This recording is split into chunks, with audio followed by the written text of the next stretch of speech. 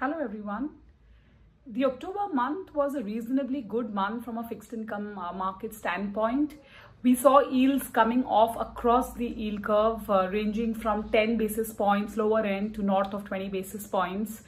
This was largely, the reason for this largely could be attributed to a reasonably benign outlook on interest rates given by the MPC members during the RBI MPC policy. So while there was no rate cut, the underlying guidance was reasonably dovish, which led market participants to bid up prices, and therefore the yields actually came down. Subsequently, the minutes which were released of the meeting, that also suggested that the members of the Monetary Policy Committee were more tolerant with respect to inflation outlook, and hence the near-term uptick in the CPI data would not be a very big deterrent in terms of the thought process for rates going forward. This is not significantly different from what we are seeing in the rest of the world. If you see the US FOMC, the Federal Reserve Bank, has actually given a zero interest rate policy guidance till 2023 end. So in some sense, you could be reminded of a Fed style guidance which our central banker gave in this time. So that is the reason we saw this rally. We also saw the open market bond purchases amount being increased from 10,000 crores to 20,000 crores. And something which has never happened before, which is the State Development Loan Auction. They announced an OMO on the State Development Loan front. And the TLTRO, the Targeted Long-Term Repo Operations, now is on tap up to 1 lakh crore. So whenever you want, as a banker, you can actually go and borrow from Reserve Bank of India and buy corporate bonds. So I think a combination of these measures have really enthused the bond market participants because there is supply which is coming in. There was this $1 million question as to who will absorb this entire supply. And as they say, when it rains, it pours. You've actually seen the month of September and the month of October, the foreign portfolio investors continue to be net buyers of corporate bonds and government bonds in India.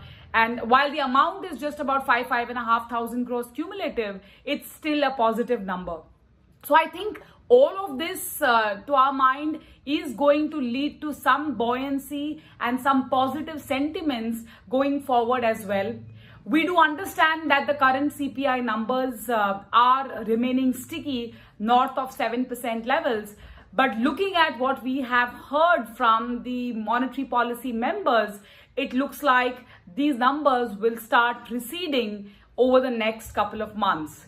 That probably could allow for some more rate easing, but I think that would be more a Q1 calendar 21 phenomena. So looks like at least for the next 2 to 3 months, markets are not really expecting any rate action. How should you really position a fixed income portfolio right now?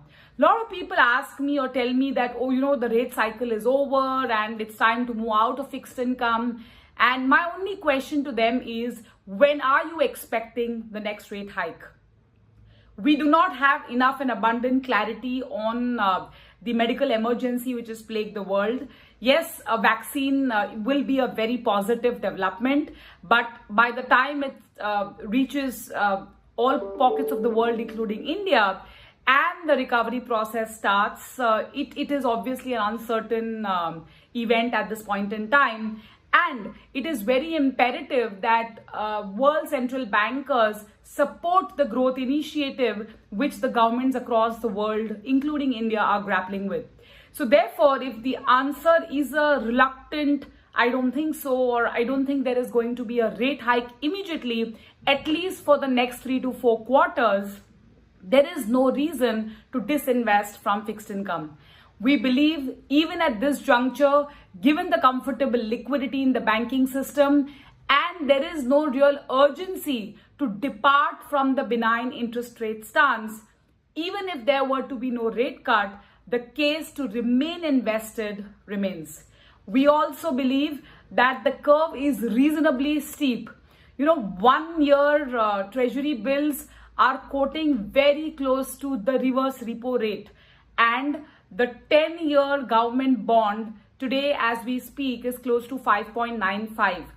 Now the steepness has to give way to flattener as we move ahead, and with the RBI acting as a strong catalyst, RBI is literally doing a Main Hoon Na Shah Rukh Khan act by actually buying bonds via open market purchases and supporting the bond markets at the current juncture, which is again not distinctly different from the rest of the world.